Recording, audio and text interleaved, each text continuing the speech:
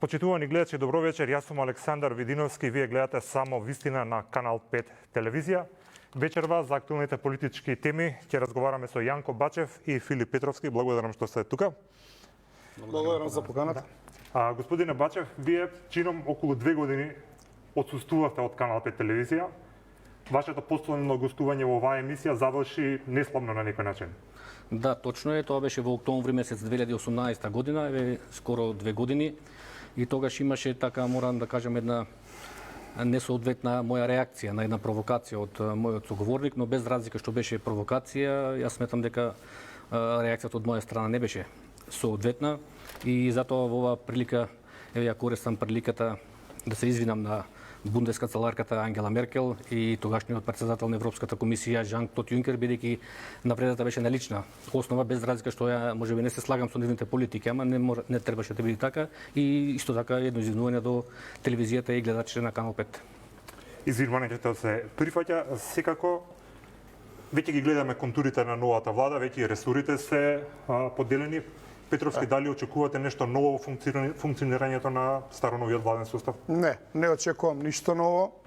За мене се Али Ахмети и Зоран Заев прочитани како политички ликови.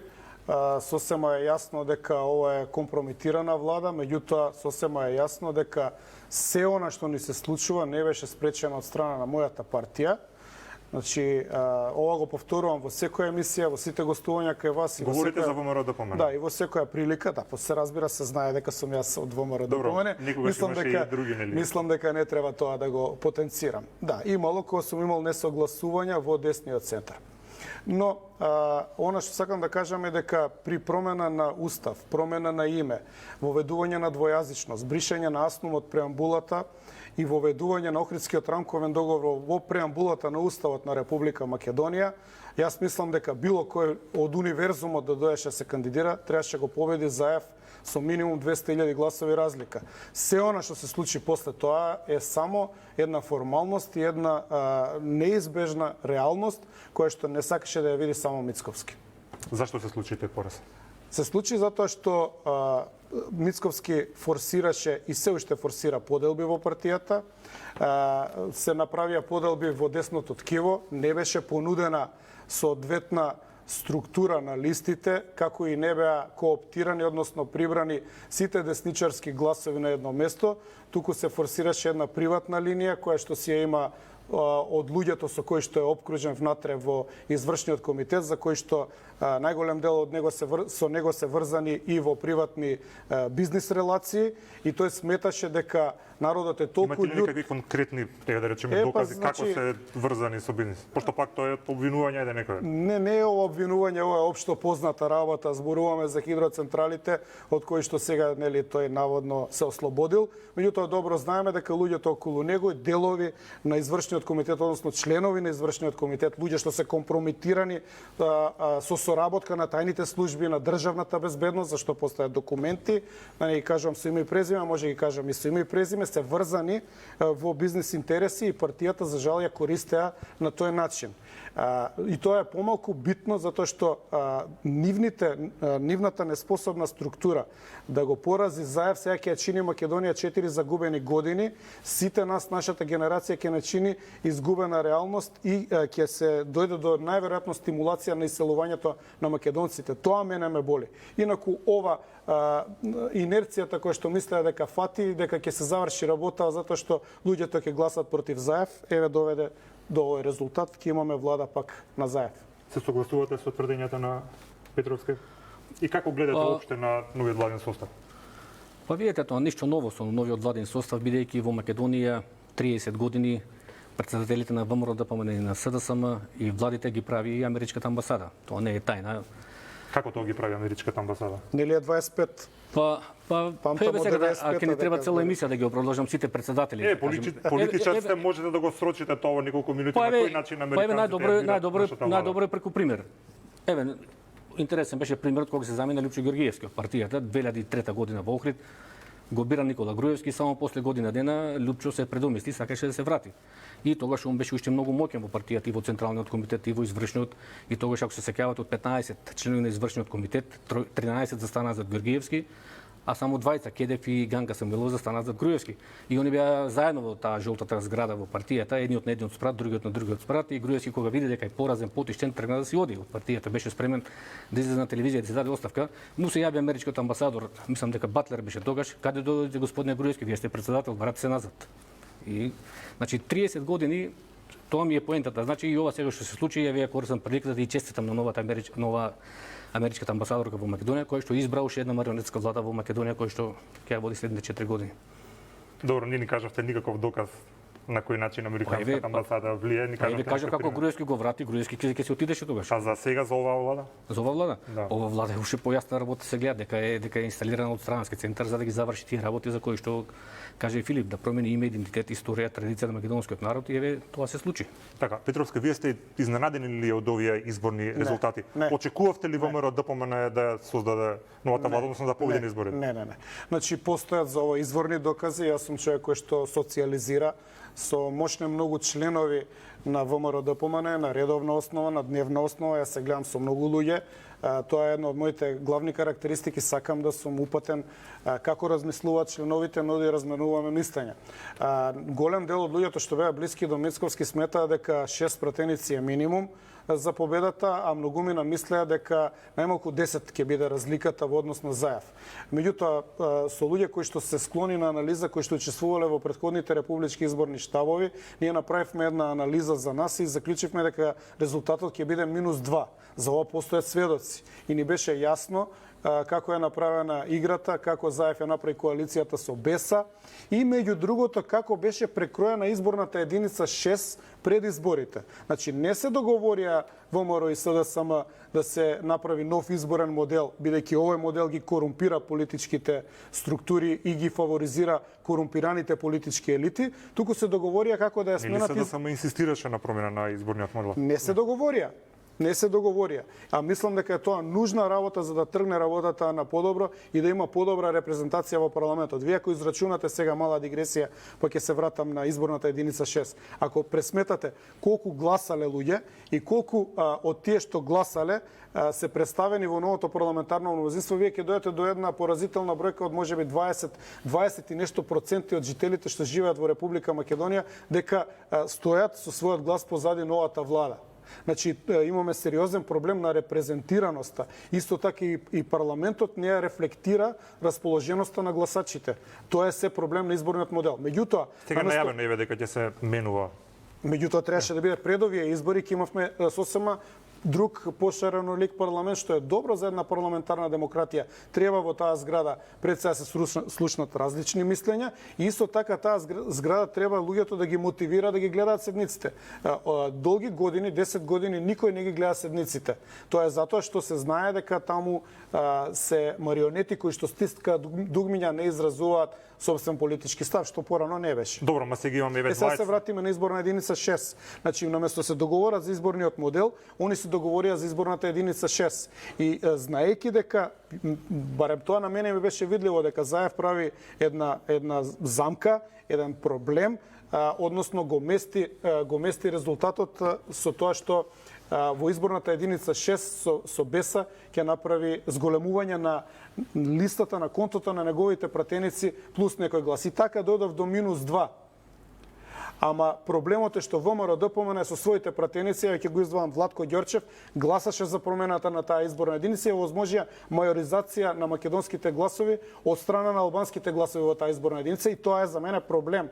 Меѓутоа, дека е намерно тоа направено со предумисла или не, тоа е која е причината за такво нешто? Тоа е една лекомисленост, еден политички дунстеризам, една тотално самозалюбеност, да не се гледа реалноста и да се збори на членовите тепаме со 10 гласа. Тоа беше тезата што ја збореа. Не е битно како ќе биде во 6-ка, ние ќе победиме со 10 пратеници најмалку. И еве сега што се случи. И поради тоа треба да се понесе одговорност.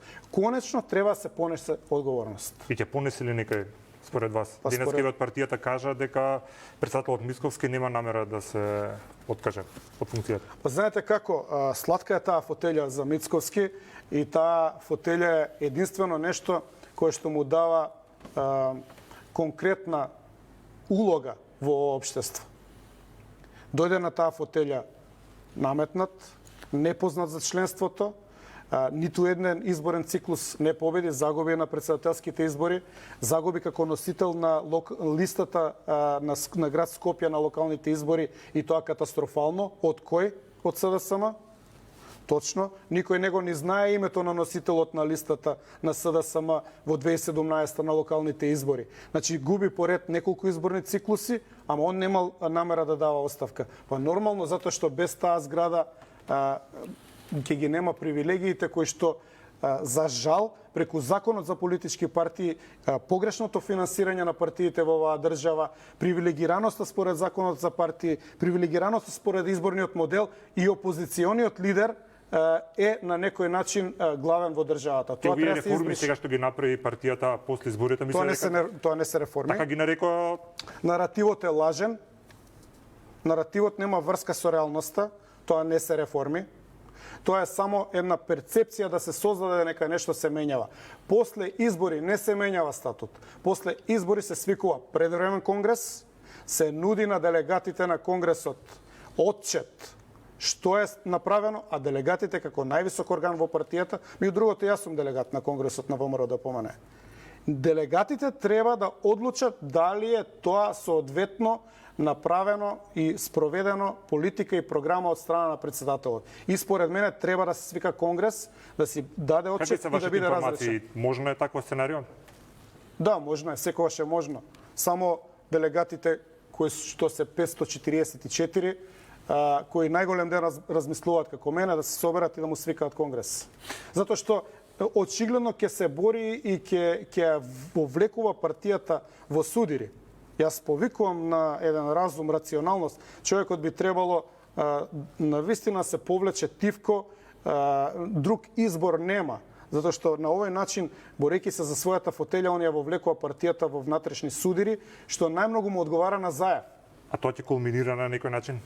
Чим велите дека веќе почнува да се случуваат натре во партијата некакви турбуленции. Па знаете што, најголем дел од членството размислува дека треба да се случи промена.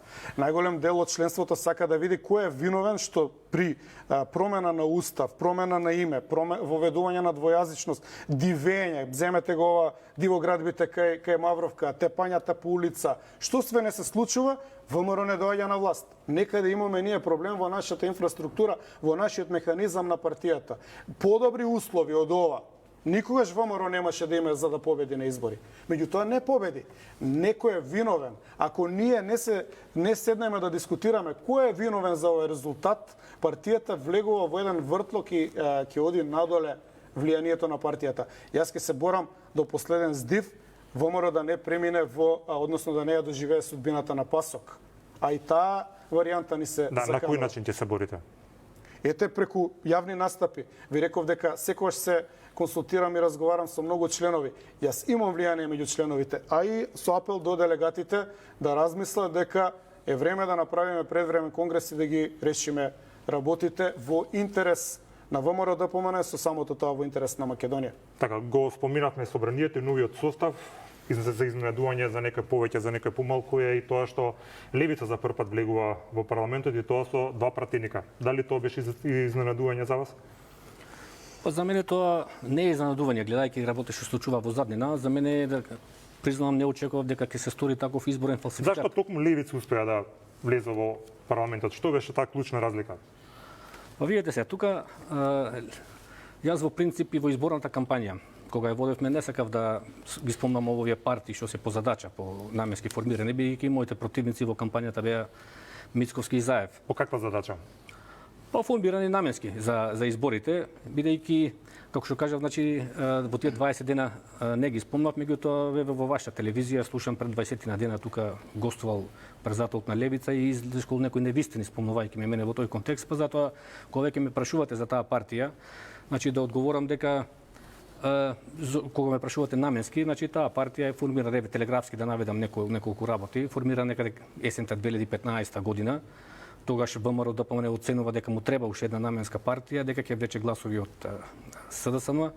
И тогаш колку што мене ми е познато, Мигалков го задолжува Емил Димитриев како генерален секретар. Дури овие од Левица настапиле да се со име лабористичка партија да бидат, него од ВМРО ДПМН оценува дека е посоодветно да биде Левица. називот и ги пуштаат на тие избори. Меѓутоа, во тој момент значи го наградуваат лидерот на таа сега партија, тој младиот парламентарец во аеродром со стан кој што е во зградата на Ивица Коневски, а Ивица Коневски повторно морам да прашам, имате ли некаков доказ дека му бил даден стан, што е пак ето... Вие вечер имате соговорник со име и презиме. Јас сум правник и многу добро знам што значи да се кажува. Лидерот на таа партија на подарок по заслуга добил стан во аеродром.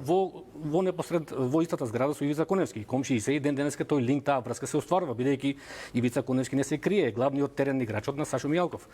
Значи добива и во таа смисла на изборите после настануваат тие некои на првите избори 2016 година доаѓа до некој конфликт, па како што е познато Апасиев се прешалтува со Сорос, со левата страна, бидејќи тоа се опште познати факти. Учествуваше во палењето на канцеларијата на Иванов и после тоа Заев го награди во советничко место во специјалното јавно обвинителство, каде што земаше некој хонорар од 40.000 денари, што е уште поинтересно, он се представува како професор по римско право на катедра Јанева и треба советници од кривично-правната област. Значи беше вметнат таму за да по задача, бидејќи одигра задачата со шарените. А знаеме шарените каква белеј направија на оваа држава. И во таа смисла очигледно младиот парламентарец ги прочитал сите тие книги, како се води таа пропаганда и сега успешно манипулира со масите, бидејќи гледате колку е симпатично доаѓа со точак пред собрание, а во позадина во реалноста вози Алфа Ромео.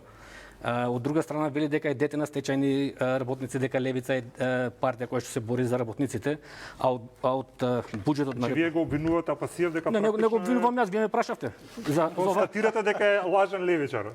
Па, лажен левичар, уште еден измамник на македонска сцена, еве го. 280.000 евра има добиено од 2017 година до 2020 од трезорот. Колку? 280.000 евра. 280.000 евра. А од друга страна сега што е многу битно тука, се представуваат левичари, деца на стечајни работници. Чекај, тоа ли се тие пари што се заглавени во Евростандард банка? Па тие се, таму ги ставиле на погрешно место. И сега имате некоја информација плюс за ова? Па не имале сметка Левица во Евростандард. Што е поинтересно во ред со парите, ама ако се левичари, сте слушнале вие да формира некој фонд во партијата со кој што ќе ги помага, еве не секој вече гледаме по телевизиите, луѓе бараат пари за лекување, сиромаштија, да формираат некој фонд и да ги помогнат тие деца на транзицијата. Пример по 500.000 по 1.000 евра, вие 1.000 евра ако дадете донација на некоја фамилија што и треба, на 280.000 евра тоа не се осеќа. Еве ние нас не водат као национална партија, ама ние во партијата имаме фонд во кој што помагаме. Еве сега пред некој време беше годишнината од Стајковци, големите поплави. Што беа пред 4 години ние како партија таму уплативме 100.000 денари на луѓето за основни прехранбени продукти. Имаме уште десетина такви уплатници кај што даваме донации. Овие младиве деца од Левица со 280.000 евра располагаат. Дали сте виделе вие да имаат некој фонд да ги помагаат овие како се вели сиромашните деца. Сега тие работи не се битни. Дали они тоа е нивна легитимна одлука, дали они ќе работат под нечија команда, дали ќе прават такви фондови. Тие се за мене небитни работи. Сега за мене е битно што во вашата емисија он се представи како патриот, како националист за време на референдумот. Тоа не е точно. Единствена Македонија, познато е за референдумот имаше две официјални кампањи. Едната ја водеше власта со називот Излезете за Европска Македонија, другата ја водеше Единствена Македонија со 83 здруженија од земјата и странство под логото Македонија бойкотира. И во таа кампања Апасиев не беше ни еден ден пред собрание. И не може он да се представува националист и патриот, туку може да се представува како човек кој што се бори за левичарски идеи, за социјални права, за правата на работниците. Ние, значи, еве тука и Филип е сведок, ние 7 месеци од јануари 2018 од јуни 2018 до јануари 2019 за 7 месеци ги поминавме по улиците, по плоштадите, блокиравме плоштади, улици, домови на пратеници, гранични премини, домодевме само за спиење. Јас ви тврдам наодговорно, Апасиев нема ни еден ден поминато на митингите да го брани името. Дури он не щетеше нас. Пушеше Facebook статус и велеше нема потреба да излегувате народе пред собрание, тоа со тие негови фори и фазони ќе го обориме договорот со Грција пред Уставен суд. Така бача морам да ја прашам. Дали го оборивме договорот со ова? Значи тоа ми беше смислата да кажам дека не може да се представувам како националист и како патриот. Нека си ги тера левичарските идеи, а за ова што го кажав дека тие работи дека беше со ВМРО па се прешалтува со СДС па пак се враќа во ВМРО, тоа се нивни легитимни одлуки. Али да ве врашам, ги спомнавте протестите за против нели промена на името. Вие бевте запаметен по тоа што се качивте на еден камион со руско знаме и тоа беше полициски Хермелин. Да, која беше целта на вењето на руското знаме? Кога се брани, еве според вас македонштината?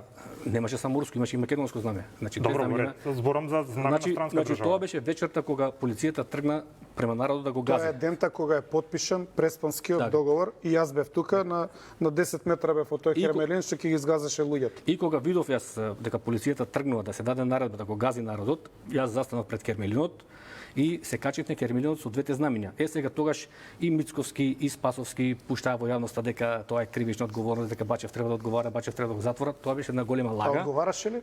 Тоа е една голема лага. Ти поднесува ли некаква кривична пријава? пријава? Па кажа, значи во ниеден кривичен законник не е предвидено како кривично дело качување на Хермелин и веење знаме на туѓа држава. Не, ја ве прашувам, која беше целта зашто беше да го спречам полицијскиот Хермелин кога дадено наредба да го гази народот. За конкретно за знамето ве прашувам, пошто тоа беше тоа тука се отвори прашањето, каква врска има се Руската Федерација со протестите? Па нема Руската Федерација ништо врска. Тоа бе едноставно во тие преломни моменти едноставно емоциите кои ќе те поведат дека треба да се брани народот, дека тргне Хермелинот да го гази народот, а таа ви дојде тогаш руско знаме да извадите. Па ние ги имавме знамењето на МОД, тоа наши активисти имаше. На ова тоа беше протест митинг пред владата, таму си има пред собранието и таму си ние ден денеска да кажеме во партиските простори си има знаме, тоа не е ништо спорно, тоа е наша партиска определба, ние јавно кажуваме дека се залагаме за сојуз со Русија. Во таа наша определба дека сме против НАТО. И таа наша определба не е спорна, тоа е јавно. Али сега за зашто сте против НАТО? Меѓу уште еднаш да повториме, може никој не знае. Па видите се НАТО. Прво од против сме затоа што таму гледате услов да станеме членка НАТО не каде да избришеме се што е македонско. Да избришеме име, идентитет, историја и традиција на македонскиот народ и затоа ние кажуваме дека треба Македонија да се придвижи кон сојузи и соработка со држави кои што не признаваат како македонци, кои што не ни спорат македонци, а Русија 30 години не го спорува нити името, нити идентитетот, нити историјата, нити традицијата, не прифаќаат како македонци и затоа а од друга страна ги имаме НАТО веќе е една анахрона организација, кога се растури Варшавскиот договор 90-та година, НАТО веќе нема потреба да постои.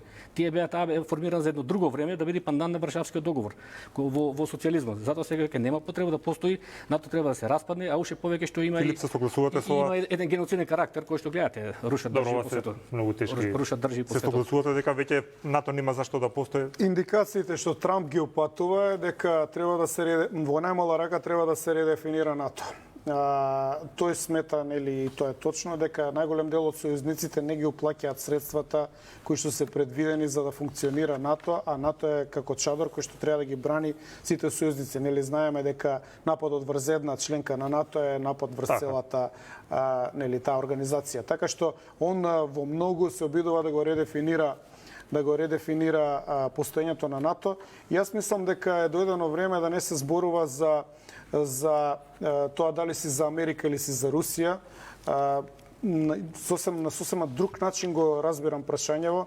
Јас идеолошки гледам дека, да речеме, Трамп и Путин се многу блиску на десничарската линија, која што е, да речеме, една конзервативна и демохристијанска линија, каде што значењето на семејството, значењето на конзервативните традиционални вредности, значењето на религијата и така натаму, кај нив е скоро исто и они функционираат одлично и Трамп, да речеме, нетипично за еден амерички председател, не започна војни во неговиот мандат.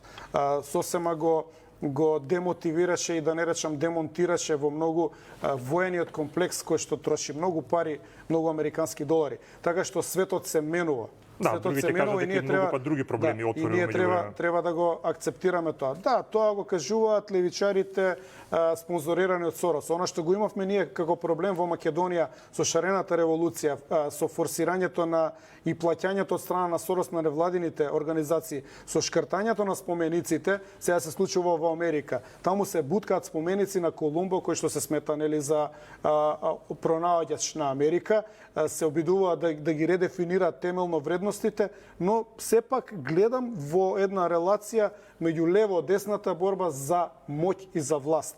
Во таа линија, јас сум целосно, тотално про Трамп, против протестите, против линијата на Клинтонови и на Обамови, кои што немаат ништо со традиционалните вредности, кои што отвараат воени конфликти секаде во светот, кои што ништо не направија за трговијата со деца, органи и така натаму, така што таа борба е голема, изразена, драматична и мислам дека на таа линија се раѓа еден нов светски поредок каде што традиционалните непријатели Америка и Русија веќе не се непријатели. Сосема се менуваат по луѓето. Ќе видиме дали ќе остане така по изборите. Па, многу ми се допаѓа што во оваа емисија останува на интернет и може да се проверат и подоцна тврдењата и да се види дали сме биле во право. Како што бевме во право за референдумот. Овде кажав дека ќе пропадне референдумот и тој пропадна. Да се вратиме на темата што ни е на вечерва, тоа е новата влада.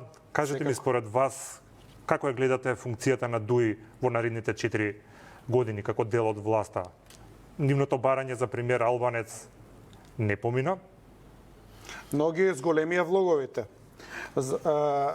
ДУИ се мощни вешти, предолго се на власт. Имаат една состојба каде што, да речеме, се надвор од законот. Имаат еден имунитет за сите што се во врвот на партијата. Никогаш не е прогонуван некој од врвот на таа партија. Скоро 20 години од нападот врз Македонија што го извршија тие во воени униформи, а дојдоа од Косово, што се историски непобитни факти, секогаш ги повторувам, треба да се знаат, треба да се сеќаваме, треба да знаеме дека извршен геноцид врз македонците, дека се испразнети македонски територии од страна на тие луѓе, од страна на Али Ахмети.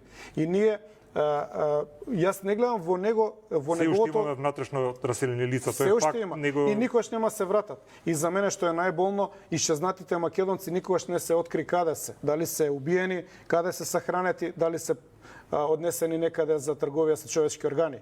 Тоа се факти и факт е дека таа структура тоа го направи. Или денеска избраниот, ново стариот избран командант Форина, воен дезертер од армијата на Република Македонија. Значи, тие работи треба да ги повторуваме, затоа што условот е нели репетиција сматер студиором, учењето е мајка на знаењето или повторувањето, затоа што ние забораваме некои работи, некој се труди да ги заборавиме. Од такви луѓе што да очекуваме? Имаше многу забелешка за функционирањето на ДУИ како дел од владата. Мислите дека сега после овој договор за новата коалиција може нешто суштински да се промени? Знаете што, ништо нема да се промени. За мене многу ме боли што ДУИ го изиграа Мицковски како мало дете, го користеа пред Заев со закана, ако не ни дадеш све што бараме, ние ќе се врземе со Мицковски, ќе ти направиме влада, и Мицковски ја прифати таа улога. За разлика од тоа, требаше да му каже на Заев, нема да дозволуваш уцени, ќе ти дадеме ние пратеници. ВМРО понуди и 2016-та, Груевски му понуди на Заев пратеници за да нема уцени на линија на тиранската платформа. Тоа преди изборите Заев го кажа како можна опција. Сега, значи тоа што го кажа 2016-та Груевски, сега го кажа Заев, меѓутоа Мицковски не го одигра. Требаше да најдат начин да се спојат, не знам како. Мора да постои некој НЗС за македонски национални интереси, каде што не може да се дозволи уценување на одредени точки, затоа што мислам дека се им е дадено на албанците. Се им е дадено и на другите малцинства.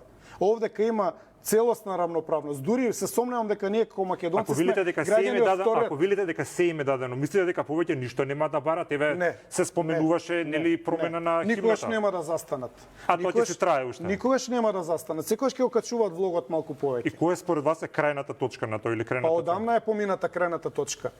Еве да речеме, беше некоја крајна точка Охридскиот рамковен договор. Целта?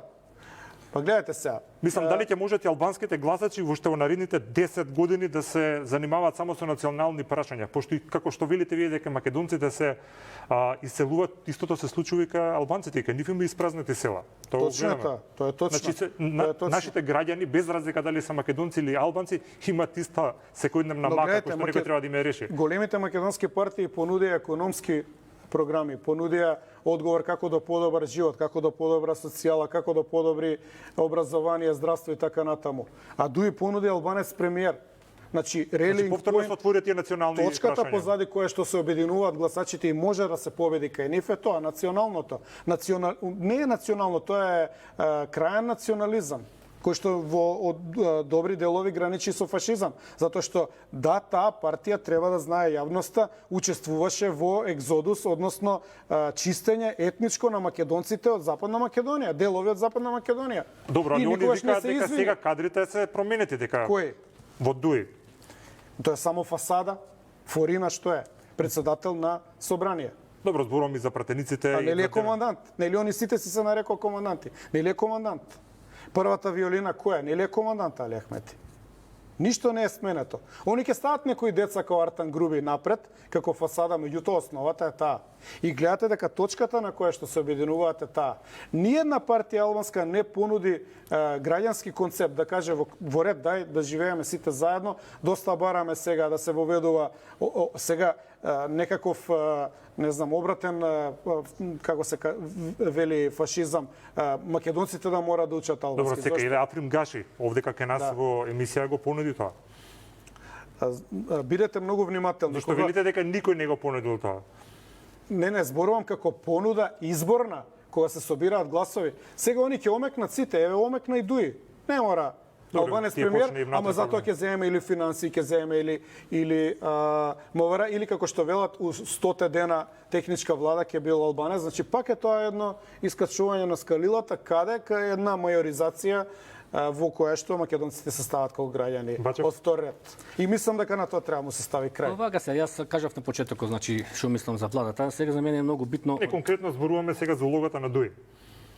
Па што улогата на Дуи? Дали ќе има некаква промена во нивното? Ама нема што да кажам за Дуи. Зоран Заев и Али Ахмети кога станат са бали први ден звонат во америчка амбасада, што да работат тој ден. Значи тука нема изворна политика па да коментираме. Тоа значи затоа викам јас на почетокот и честитав на амбасадорката. Сега пак ме терате да кажам, имате ли некаков доказ дека сега ако ги гледате телефоните или тоа е ваша претпоставка нега? Па видете сега, чим сакате со докази, ајде малку со докази. Многу е битно сега како изведен изборен фалсификат во направен тежок изборен фалсификат спрема Единствена Македонија и коалицијата никогаш Северна само Македонија. Значи докажете само да ви кажам дека не ми одговарате на прашањето. Зашто ќе се вратиме. Ама еве јас по трет пат кажувам, тоа не е изворна влада, тоа е инсталирана влада од странски центар за да ги заврши сите антимакедонски работи. Значи се ќе биде исто. Не, сега ќе биде уште полошо. Сега веќе јазичната федерализација е направена, сега следува територијалната федерализација. На кој начин би се направило тоа? Па многу лесно ќе кантонизираат Македонија, тоа сега си имаат веќе договор заев и мислам вака ве напишете, сакам да извлечам плюс информација со која што ќе ги подкрепиме вашите тврдења. Тоа не треба тука голема филозофија или да се прави некоја длабинска анализа, тоа јасно на кај одат работите.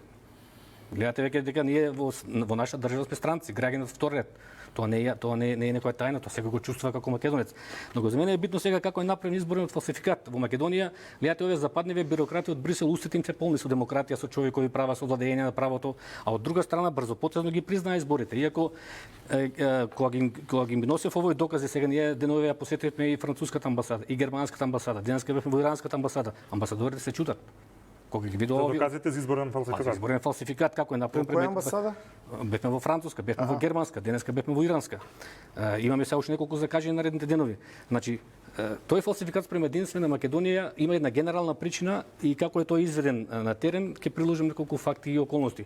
Генералната причина е што на овие избори ние бевме колатерална штета. Тука во таа битка за влијание во Македонија меѓу големите сили ние бевме колатерална штета бидејќи не врзува за некакво руско влијание, дека сме руска инсталација што нема врска. Јас еве тврдам дека нити имало, нити пак има руско влијание. Ние само сме со поинаква определба, не го гледаме светот до Брисел и до Вашингтон, не го гледаме пошироко. И во таа линија многу нас не беа гневни што ние успеавме на референдумот да ги победиме тие силни противници. Џејмс Матис, американскиот министер за одбрана, на 17 септември 2018 година доаѓа специјално во Скопје за референдумот и во авионот уште не слетам во Скопје. Им дава изјава на американските новинари во авионот, им вели јас доаѓам тука да го уништам руското влијание, бидејќи Русија дава пари, ја знаеме партијата која ќе го води бојкотот и ќе ја уништиме. Значи алудираше на Единствена Македонија. И успеа ли во тоа? Сега ќе кажам, после него дојде и Меркел, се сеќавате во септември 2018 тука за 5 дена се изредија најјаките светски лидери, Тереза Меј, Меркел, Столтенберг, неколку министри за надворешни работи на земји членки на Европската унија и ние ги победивме на референдумот. Таа силна кампања, што се водеше од страна на власта со нејзините странски ментори, значи ние ги победивме и они сега направиле план со оваа марионетска влада дека мора. И победивте со неизлегување на нагласање. Со бојкотот. Ги победивме со една скромна кампања и сега планот е направен некаде околу Нова година кога јасно им е кажано тука на властите во Скопје дека мора ние на овие избори не бевме поразени како Единствена Македонија, ние бевме понижени. Значи да се и сега ако го гледате Заев вечерта кога на 15 јули кога излезе да дава изјава за медиумите, подсвеста го издаде. Он беше толку смирен кога зборуваше дека го победил Мицковски, а урлаше, викаше кога рече дека ги победивме антонато силите, радикалните сили ги победивме уште да е нацрта Единствена Македонија. Значи беше толку среќен и сега како е изведен тој фалсификат. Ќе наведам накратко неколку работи. Таа е генералната причина. Значи по секоја цена ние мораше да видиме поразени. Државната изборна комисија излегува со заклучок, еве официјален документ, сега барате докази. Официјален документ и ако го видите овој документ, фалат 2013 избирачки липшиња со кој е правен бугарскиот воз, тој модел на бугарски воз. Ние реагираме. Они ни одговараат, викат техничка грешка. Сега одам телеграфски, бидејќи на времето. Ова е мојот билборд за време на изборите. Бидејќи ние имавме комплетна медиумска блокада. Ни останаа само билбордите. Еве кажавте на почетокот, ја имав забрана да гостувам сите телевизии 2 години. Забрана немавте, знаете како се однесувавте на емисиите, тоа беше причината, заради тоа се извините. Да не навлегувам во тоа. Сакам да кажам дека 2 години. Дека го надминавме сега тоа да не го. Да, па викам 20 дена и мене ме немаше никаде во кампањата и не останаа само билбордите. Ние закупивме билборди, ова се моите билборди во Струмица после првиот ден сите отстранети. А јас главната битка требаше со заев да ја водам таму во Струмица, бидејќи бев. Добро, во интерес на времето само ако може побрзо. Еве телеграфски, значи сите мои билборди 20 дена платени уредно, првиот ден се отстранети. Се јавуваме во фирмата, што беа закупени, од таму пак ни велат техничка грешка. Трето, од терен добиваме вечерта после 15 јули, од терен добиваме информации дека 24.066 избирачки ливчина се заокружени со бројот 11, се однесуваат на нашата коалиција. Бараме до Државна изборна комисија, еве, архивирано, да направиме увид. Членот 22 став 7 од изборниот законник е многу јасен. На секоја партија дава можност да направи увид во изборниот материјал. Државната изборна комисија не вика техничка грешка. Нели ви е чудно премногу технички грешки има на овие избори према Единствена Македонија. До ден денеска ДИК се плаши да ни даде увид. Добро, еве конкретно прашање, пошто ги спомнавте медиумите, вие имавте право да се рекламирате на Канал 5. Зашто не го направивте тоа? Сега ќе дојдеме до тоа. Еве. Ајде. Четврто. Ние листите ги поднесовме како никогаш Северна само Македонија. Еве 65-та седница на ДИК. Официјална седница со записник потврдува дека сме никогаш Северна само Македонија. Утредната правач жребање. Никога Северна само Македонија број 11. Од нас непознати причини тајно кога ги дават на печатење ливчињата го бришат нашиот назив. Ние на ливчето бевме безимен субјект. Се створи една голема конфузија, една голема забуна. Ние 20 дена водиме кампања како никогаш Северна само Македонија, наеднаш на ливчето ние безимен субјект. ВМРО си беше обнова, СДС си беше можеме. Нас на ливчето не избришале. Значи една тотална конфузија во ова. Иако еве и на веб страната на ДИК и на веб страната на ДИК не пишале како никогаш Северна само Македонија. Еве го извештајот сега за медиумите што кажа. На Агенцијата за аудиовизуелни како се вика, аудиовизуелни услуги. Така медиумски. Така медиумски. И сега гледате го сега.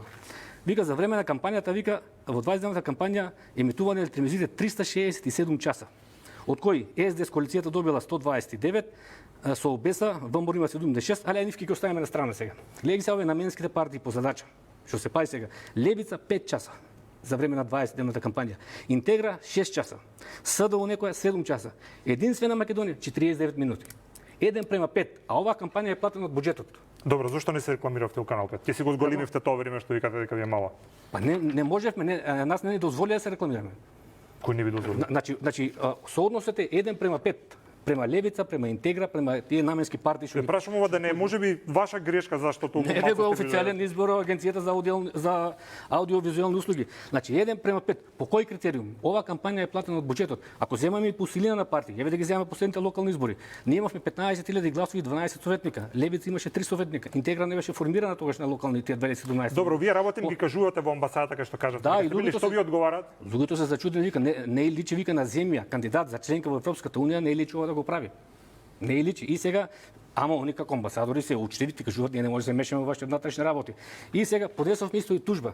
Секој студент на правниот факултет знае дека судот треба да одлучи во рамките на барањата во тужбата. Ние едно бараме во тужбата, во пресудата ни одговараат сосема друго. Значи судот целосно под контрола. И сега што ни останува? Ќе поднесеме и во Страсбург, ние не сме го правени идеалист дека судот во Страсбург ќе ги пониши изборите.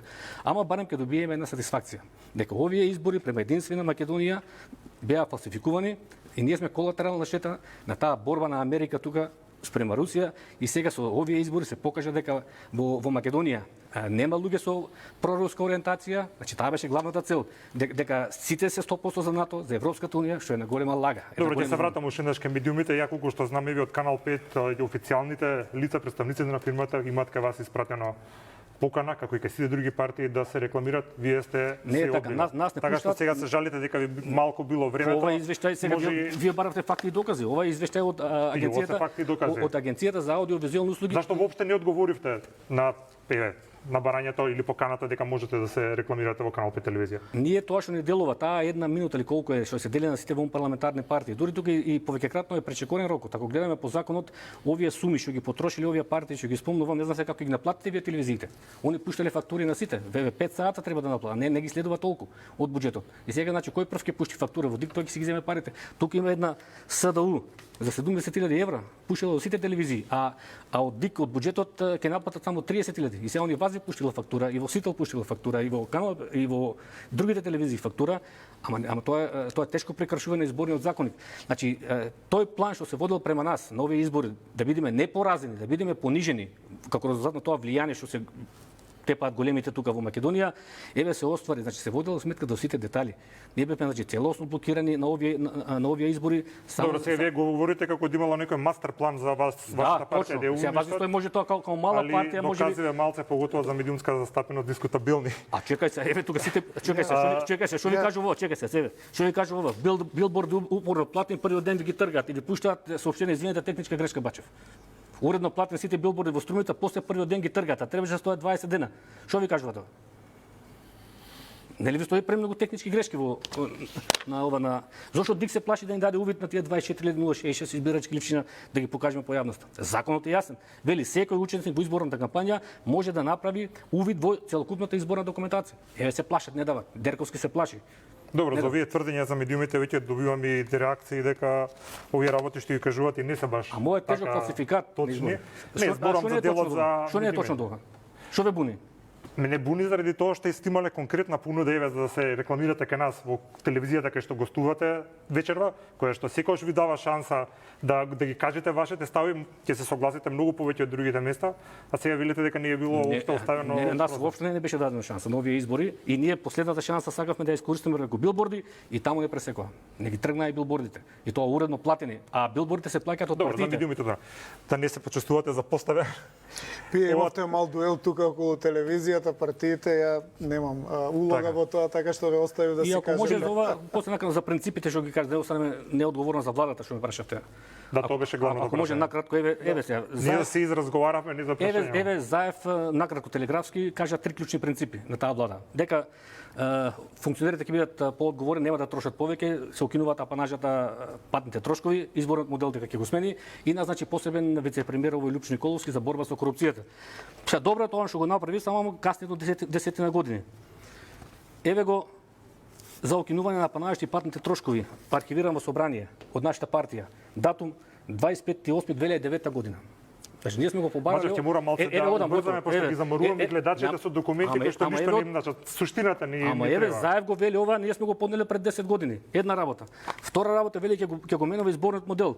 Еве му од 2010 година. Целосен изготвен текст изготвен. Една изборна единица Македонија и забрана на предизборно коалицирање, токму да ги нема тие наменски партии пред изборите. Значи забрана на предизборно коалицирање и Македонија една изборна единица. Еве го пред 2009 пред 11 години. Документи ви веруваме. Еве уште мислам дека само уште ова за рамковите вработувања. Ова, Заев рече мораториум. Еве пред 10 години му е пуштено за ова. Значи, сега ако гледаме не можеме се сите да ги гледаме. Господин Петровски, мислите ли дека конечно ќе се никогаш ќе се случи граѓаните во Македонија да доживеат дека двете неголеми политички партии, ја не ќе така да го нарекувам, меѓутоа тоа е во установен на македонскиот политички блок, ќе имаат заеднички став за некое прашање кое што ќе биде пред се добро за граѓаните? Сега што треба да се случи на тоа ниво да дојдеме? Не го гледам. Јас сум го лоцирал проблемот во политичката структура на организираноста на нашиот политички систем. Се надевам дека тоа ќе се промени. Меѓутоа тоа нема се промени со добра волја од партиите и поединците што ги водат партиите. Мора да имаме мощне прецизен закон за партии и мора да имаме мощне демократски изборен модел. На тој начин ќе влезат повеќе луѓе во инфраструктурата на партиите и во моделот и нема да се преферираат луѓе кои што стигаат по принцип на негативна селекција на врвот на партиите, туку ќе мора да донесат по мерит систем нешто ново. На тој начин можеби нешто ќе се смени. Не знам дали забележувате, големи интелектуалци, уметници, луѓе кои што на некој начин важат за мислители во Македонија, никогаш не се дел од раководството на партиите, никогаш не се дел од кандидатите. Многу ретко се случува. Дали тие неќе да учествуваат или не се добродојдени у такви средини? Не верувам дека не би сакале да учествуваат, меѓутоа тоа се луѓе кои што имаат своји ставови и не ретко ќе влезат во конфликт со партиските лидерства или партиските султани, со тоа што ќе искажат различно мислење. Тоа е здраво за демократијата. Беше Мухич, сега исчезна. Одамна го нема, Цуцуловски коментира само на Фейсбук, а е еден врвен интелектуалец. Такви интелектуалци, да речеме во некои држави тоа е регулирано од дводомни парламенти, каде што повисокиот дом е збир на мислители, сенатори и така натаму, меѓутоа суштината е таа, тие луѓе да ги донесете да го менуваат системот и да направат нешто и на некој начин да воспостават една добра волја меѓу разликите во мислењата и меѓу партиите. Тоа на овој начин, каде што го имате Мицкоски и Заев, нема да се случи, не може да се случи. Они се чувствуваат комотни во партиските позиции, заштитени од тоа што ги штити партискиот статут кој што од нив прави светот се султани. менува, потребите на граѓаните се менуваат. Не мислите дека тоа може да се наметне? Дум спиро сперо, додека дишам се надевам. Меѓутоа во овој момент не гледам елементи, ако не се започна со реформата, во две насоки. Внатре во партиите со статутите и надвор со законот за политички партии, кои што ќе делуваат да ги вклештат, односно да ги развластат тие што може да земат премногу власт. Се согласувате ли дека еден од проблемите на Македонија е тоа што имаме претежно еднонационални партии, сега гледаме дека почнуваат и некако и да се фузираат. Зборуваме и ние како медиуми и во политичкиот вокабулар е така, албански политички блок, македонски политички блок. Тоа е реалноста во Македонија. Ма таа реалноста е за да се променува за доброто на граѓаните. Така е. Мислите дека е потребно тие еднонационални партии да станат повеќе национални партии? Како тоа ќе има инклузивност. ВМРО имаше инклузивност, имаше македонец муслимани, имаше бошњаци, имаше, значи не говорам за инциденти, туку за принцип. Се правеа обиди, меѓутоа принципиелно не се применува. И треба да се смени тоа. Зошто да не? Зошто да не? Мислите дека тоа ќе биде но истовремено треба да престане да се зборува за барање од страна, да речеме, најмалку од страна на албанскиот блок. Бидејќи другите малцинства и имаат задоволено своји права, интегрирани се во системот, запишани се во уставот и мислам дека се лојални пред се на државата. Проблемот настанува на оската македонци и албанци и претежно ради тоа затоа што албанците имаат една политика која што создава конфликтност кон македонците. Ја не гледам македонци кои што сакаат да отворат конфликт со албанците. 30 години го слушам обратното. Дека они биле запоставени, дека биле мајоризирани од нас, а мајоризираат, земете го советот на општина Тетово, на Гостивар, земете ги примената на двојазичноста во обратна ситуација и така натаму. И вршењето на притисок, кои што резултираат со еден одбранбен гард од наша страна. Треба да се симне на некој начин притисокот и нападот и мислам дека тоа не може да се случи со луѓе кои што од команданти некогаш не се пресоблекле во одела и сега се представуваат за демократи. Значи треба да има промена на целата политичка гарнитура, нови луѓе со поинакви ставови и идеологии, тогаш е можно. Тоа можеше да се случи сега со истиснувањето на ДУИ. Се плашам дека напунија малку кутии во таа изборна единица 6 и ги мајоризираа меѓу другото не само македонските гласачи, но наметнаа разлика и кон оваа другата коалиција, Алијансата за албанците, села и другите. И мислам дека поинаку ќе беше да беше малку поголема контролата во изборна единица 6. Така, нашата историја 30 годишна покажала дека зборувам од независната држава од кога ја добивме, од кога се изборивме за неа, дека многу често се ставивме сами во ситуација за надворешниот фактор да мора да интервенира и практично да ни даде еден правец каде што треба да одиме. Некои тоа го толкуваат како е на штета на Македонија, некои го толкуваат тоа како спасување буквално на државата. Зборувам во кој е вашиот став? Кој е точно според вас улогата на меѓународната заедница во развојот на државата? Големо прашање е дали може нашата држава сама ваква да опстане. Ние имаме многу сериозни проблеми од околностите, од географијата, од регионот, од историските консеквенции на поделбата на Македонија во 913. Некои од елементите ги гледам како незавршени. Македонија за одредени држави се појави како проблем во 1991 кога се одвои од Федерацијата во Југославија, затоа што при поделбата во 1913 година македонското прашање е решено на штета на македонците. Односно, македонското прашање е затворено со поделбата на територијата, но и бришењето на македонците како нацијата. Само упорноста и тврдоглавоста и желбата за своја држава подоцна резултира со држава во таа Федерација 44-то со првото заседание на СНОМ, но и 91 година како посебна држава. Самото тоа отворање односно создавање на нашата држава како независна држава ги врати назад проблемите од сите околни држави. И како што гледате, сите околни држави имаат начин како да ни создадат проблем и како да ни создадат сопка. Од Вардарска бановина на Шешелј до проблемите со јазикот со Бугарија, до Егејска Македонија, имотите на македонците и името на Република Македонија и до евентуалната надвисната опасност од страна на можното формирање на голема Албанија, кој што само слепите нема да го видат во овој момент дека се случува реално на географската мапа на овој дел од Балканот. Тука мислите дека меѓународната заедница се дозволи такво нешто? Гледате, тука од секогаш меѓународната заедница, која што некогаш била големите сили и оски Австро-Унгарија, Русија, Британија како империјална сила, до денеска Европска унија, НАТО, Америка, Русија, Кина можеби, секогаш они си давале за право да се мешаат и никогаш нема големите сили да отстапат од правото да се мешаат кај помалите. И тоа ќе биде еден процес на еквилибристика кој што на некој начин нашата политичка елита треба да стане доктори или академици да станат во таа еквилибристика, да во тоа играње со тие големи оски го пронајдат и заштитат македонскиот интерес. За жал до сега тоа не го видов. Има успеси. Значи да не негираме се, да не бидеме нихилисти, има одредени успеси, но има и многу грешки. На нас ни треба политичка елита, иако зборот елита не е соодветен, треба навистина капиталци во разбирањето на овие големи системи и односи, антиципирањето на новостите што се случуваат, меѓу другото и можниот реизбор на Трамп или Бајден, и во таа една еквилибристика да ги заштитиме нашите национални интереси. Тоа го прави Израел, тоа го прави Албанија, тоа го прават сите држави на свој интерес, да не зборуваме за Грција. Баче, вашето мислење? Па што моето мислење се како меѓународно? Како Русија, да речеме, влие врз развојот на Македонија? Не може сега да го кажеме, уште 2 минути ќе завршиме. Ние емисијата од 70 минути добивам 10 минути и јас повеќе се забавував со пораките. Сигурно не добивте 10 минути, ја сум дека и води. Ќе ја видиш емисијата, јас се забавував со пораките тука се ги читам. Што да кажам, на крај сме, во една реченица што да кажам сега?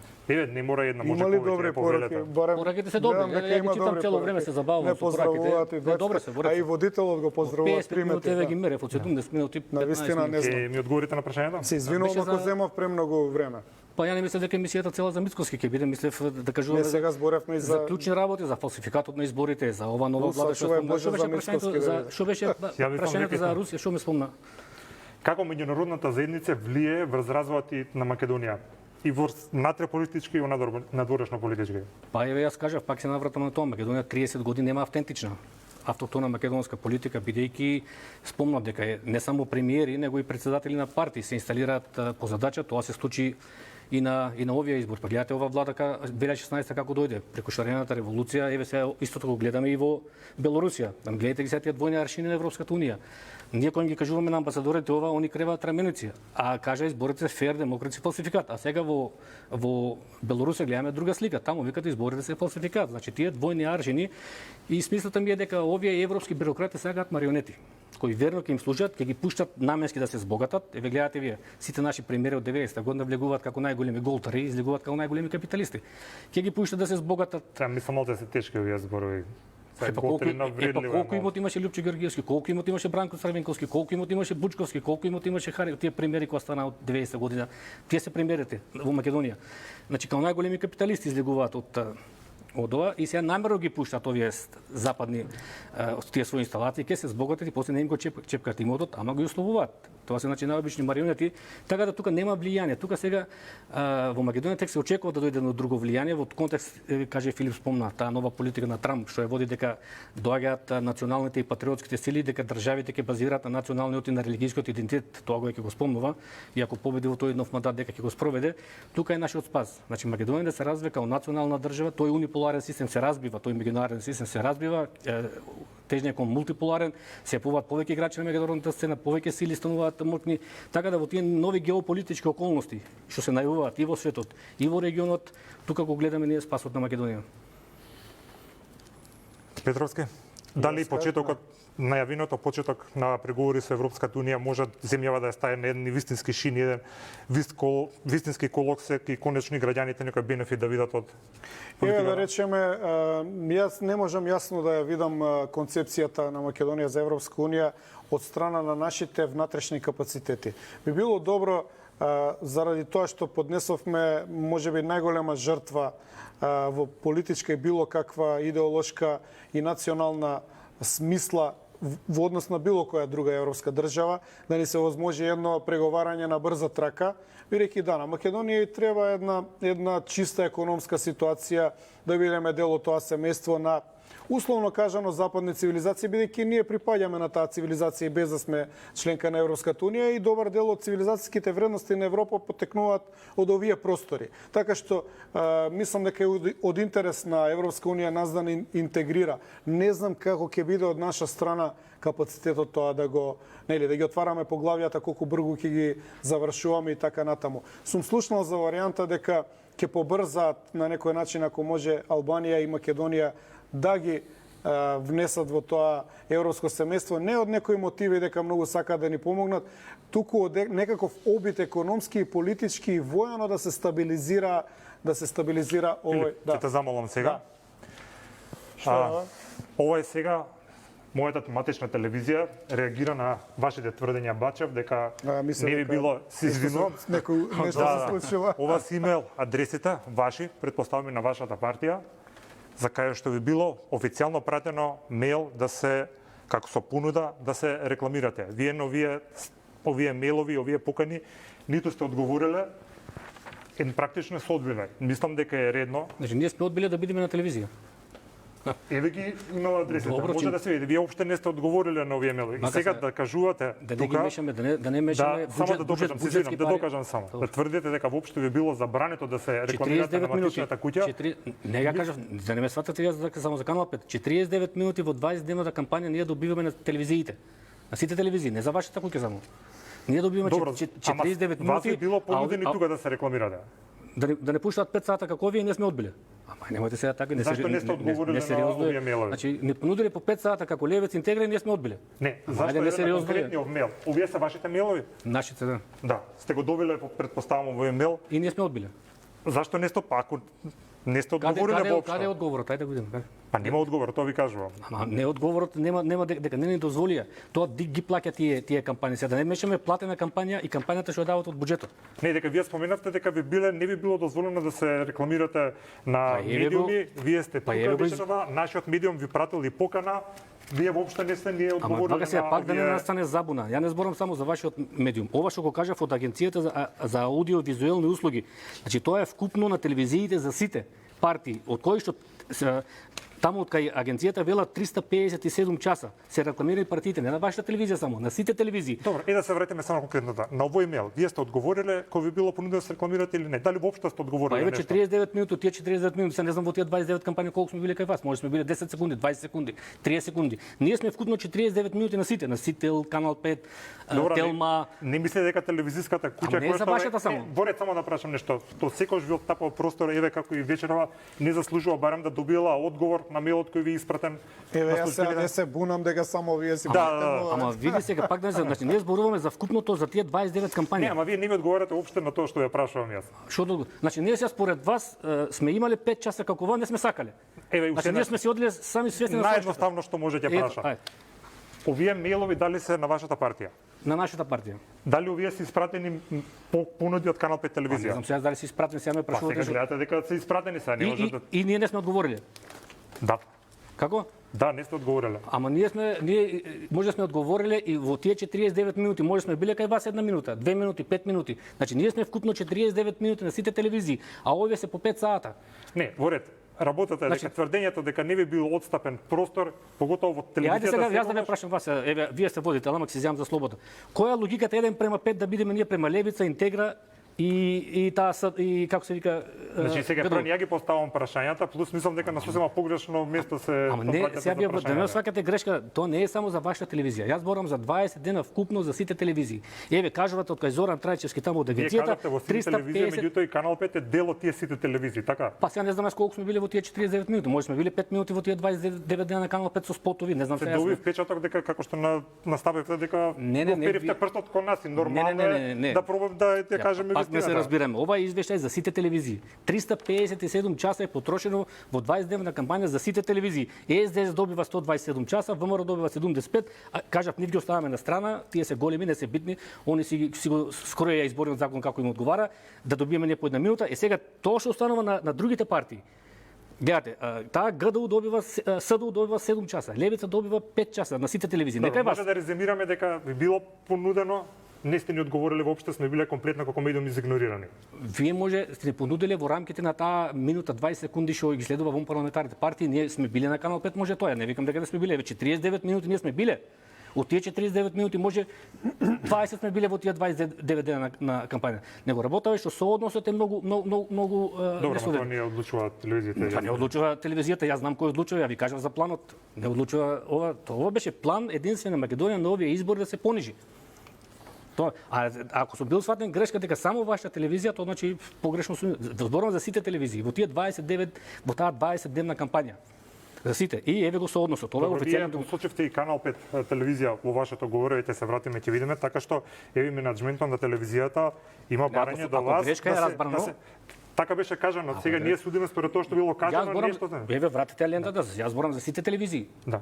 Мислам дека барем за наша телевизија пошто беше подготвена, еве ги доказите, Ние сме мислам биле дека ќе треба да 49 се минути. Сега од тие 49 минути не викам дека не сме биле кај вас, може сме биле 5 Не минути, зборам 10 за минути. конкретните работи, мислам дека треба за овие тврдења и за овие напади да се извините сега. Зашто? За да продолжиме. Дека Канал 5 ве одбил за Ама еве јас пак реклами, а не, воопшто не вака сте ни сега, вака одговориле сега. на Не одбил поканите. нас Канал 5. Не одбил Канал 5, него зборувам дека платеното Не, политичко дека не би било дозволено да се рекламирате. Вака сега, пак ги мешаме работите. Во тие 49 минути може сме биле не на Канал 5.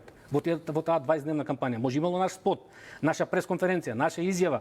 Него вкупно се 49 минути за сите телевизии. И не викам јас дека на Канал 5 не сме биле може 10 минути, 15 минути, 5 минути. Значи нема да, значи зборувам дека Не, наративот ви беше дека бидејќи беше спомната дека токму овој медиум вас Не, сега грешка. Сега тука си грешка. Јас зборувам за вкупно за сите телевизии. Ова е извештај на Зоран Трајчевски агенцијата, не е за Канал 5.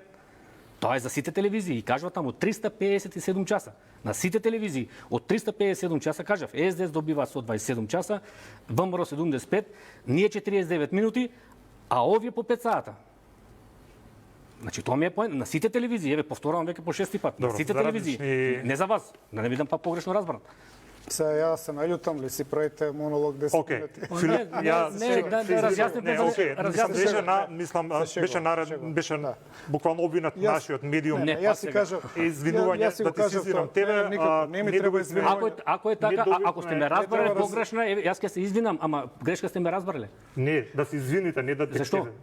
За тоа дека ви било Дека Канал невозможно 5 ми дал 5 сата, јас сум одбил. Нема за тоа што се извинам, тоа лага е. Океј, Дека ми дали 5 сата. Ви благодарам Ама чекај сега. за гостувањето, почитувани гледачи, тоа беше само вистина. Благодарам за поканата. Ќе имаме секако прилика уште еднаш да поразговараме подетално за сите политички теми.